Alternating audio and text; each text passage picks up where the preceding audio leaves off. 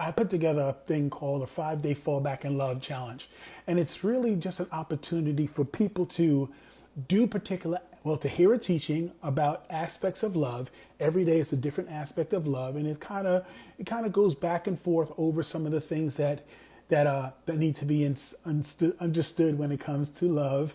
So I'll share, I go through an in-depth teaching, typically about this, well, it seems like it's almost 50 minutes now, but it was originally set for being 40 minutes of sharing, and then just 20 minutes of setting people up so they know the different challenges to do. Hey, Beverly, what's going on? Afia, what's up, Afia?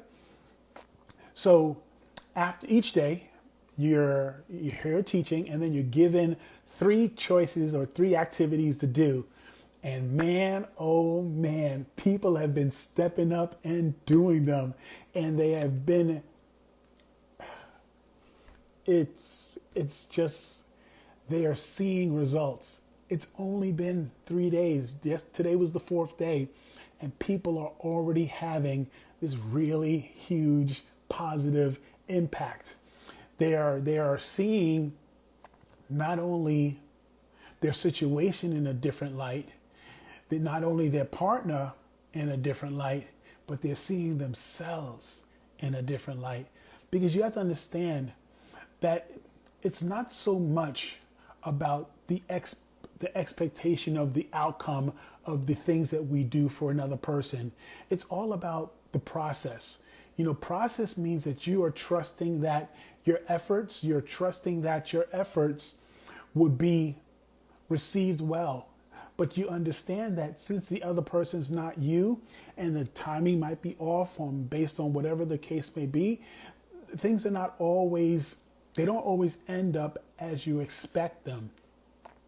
You could be intentional, even all the right intentions behind the things that you do, but it doesn't guarantee that it's going to end or have the outcome that you're expecting.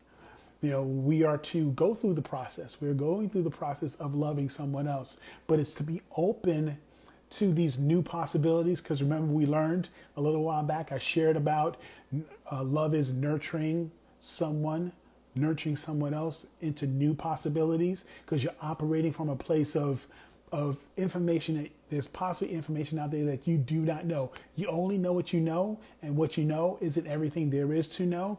And the person that you're connecting with has bits and pieces of the aspects of life that you have no clue about. They're filled with things that you know that you don't know sometimes, and they're filled with things that you have no clue even exist. So when you choose to engage with someone, you choose to be in someone's life, you're making the decision that you're going to lay aside these expectations, these great expectations that are sometimes based on your childhood, how you grew up with your parents and your kid, with your parents or your guardian, or as you grew up as a teenager, these books about love and relationships. And as you get older, movies kind of shift your thinking on how real love is. But you notice in all those fairy tale movies, they always end with the prince and the princess, or the king and queen, whatever, going off into the sunset.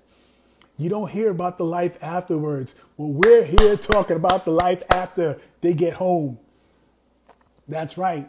This 5-day fallback and love challenge done on Facebook at 6 p.m. every day for just this 5 days. So tomorrow is the last day, but you can go to my Facebook account for those who have an account and check out the first 4 days. It's some really amazing stuff, especially if you really have a heart to love your partner, to get to know not only your partner, but also yourself, figuring out why you feel the particular way you feel about doing particular things. Because the challenge is set up with one easy thing, one medium thing, and one really hard thing each day.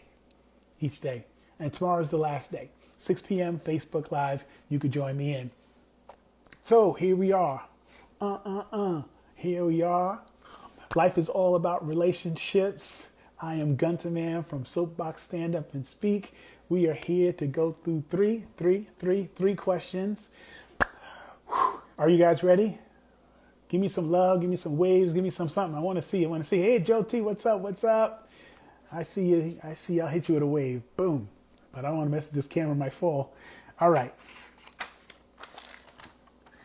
Boom, boom, boom, boom, boom, boom, boom, boom. All right, the first question. Let me see which one I want to do first. All right, the first question is, how can you tell? This is from someone from New Jersey. How can you tell from the early on in a relationship if it will last? First question. Like, once again, you know how I work these questions. I don't do any research. I want these answers to be very authentic, so I don't come up. I just choose the questions. And for this week, not many people sent in a lot of different questions, so I had to pick 3 that I figure will be good enough to kind of go into. So how can you tell from the early on stages of a relationship if it will last? Short answer, you don't know. When you say early, how early are you in your head are you thinking? What's early to you may not be early for another. The catch is that don't fill the early part of your relationship with distractions. You know, so often we get involved with someone and we get so wrapped up in the new hype of the relationship that we don't pay attention to the smaller details, the personality details, or their value system. You know, the only way for you to figure out if a relationship is built to last is by having conversations and by having, you know, like a list of 5 things that really matter to you when it comes to relationships. You know, I do private seminars now. I do private seminars where I will meet with someone for an hour and a half through a Zoom meeting. One session is $25, and if you choose to do 5 sessions with me, I'll do a special price for $100. And next week, the price will go up to $50 per hour per session and $200 for 5 sessions. But anyway, with these sessions, I take you through a list of questions. And the very first question I ask is, what do you want in a relationship? When you figure out what do you want in your relationship, you now take that list of 15 things, 20 things, 30 things that you feel that you want in your partner. And then you dwindle those things down to 5 core things that you feel that you have to have. Now, those 5 things is your measuring stick, because these 5 things, above all those other ego-based choices, these 5 things are your core. They're not simply wants. These things are like your core need. In order for you to see yourself being with someone, they have to have these elements. Now, the earlies is your discussions, your conversations. You know, are you taking it slow so it's going to give you time to talk about what works for you and what doesn't work for you? Or you're just so engaged that all you think about is bumping body parts. That's all you care about. More opportunities to bump your body. That's all you care about. And you're not paying attention to anything else until things start to slow down, you know? But by then you've already given your body to the person. You've already made yourself known to them. So now you got all these feelings and stuff tied in to someone that you're still trying to get to know. You know, do you have a habit of blowing past red flags? That was my habit. That was my red habit. I would just get so emotionally wrapped up and I'll just full tilt boogie. I'm already in, going. You know, forget about the things that you hold fast is important to you. You're caught up in the moment, caught up in the emotion, you're gone. You know, you need to set up an environment where you can talk about these 5 things.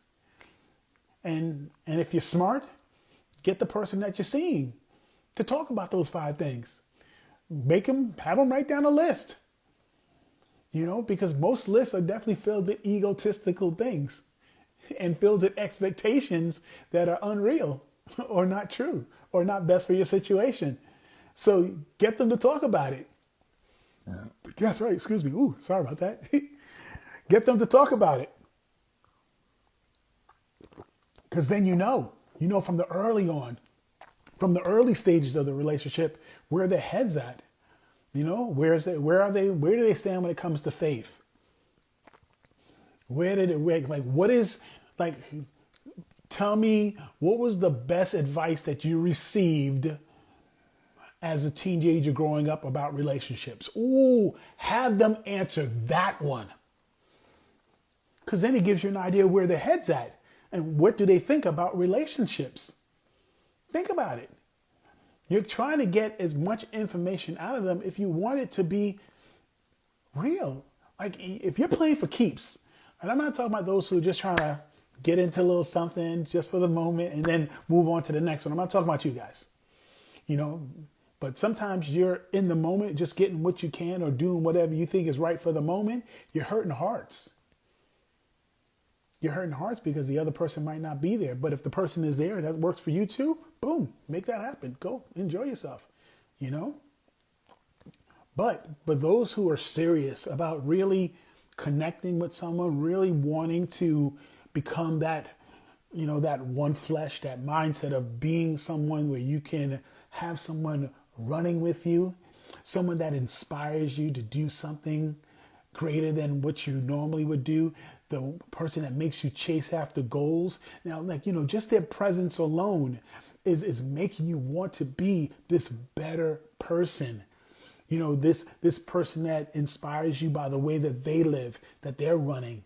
You know, like a key for, like I tell women, you know, one of the keys that you look for in a guy when you meet them, are they taking on new adventures? Even though they have something that's sound, are they endeavoring to make themselves better? Are they endeavoring to do things different other than what they're already doing? Because that's a clear sign of something that you would want. A man that's willing to continue to grow, that's not so locked in his ways, that his way is the only way. No, he's still learning stuff. And if he's learning stuff, he's open to hear stuff. That's a good tip for you women. Find a guy that's still out there, that's sound already, has his sound foundation, but he's also still growing. I don't know, learning a language, picking up another degree in something else. Like you want that. Someone that's eager to learn more information. Because when you come into their lives, you are filled with new information. Are they going to pursue the insides of you to get that new information? So how do you know? How do you tell from early on in a relationship? The question is that you talk. You set up environments for you to talk. And don't fill your early parts of your relationship with distractions. You know, have them write a list of all the things that they think they need in a relationship and see where you match. Because you can find out from early. Say, you know what, this is not going to work for a relationship, but if you just want to enjoy some time together, let's just enjoy some time together. You're grown, you know, it depends on your age, but you know, your mindset is to do this. Your goal is to do a relationship once and to find someone that really matches who you are and you go with it. But, you know, that's not always the case. But for some people, it has been. You know, I know quite a few people that their wife or their husband has mainly only been the only person they've ever dealt with in their whole entire life. You know, we think in this fast-paced world that it's normal that everyone's always kind of running around with a bunch of different people, but no, it's not true. It's definitely not true. You know, so just stuff to think about. Second question.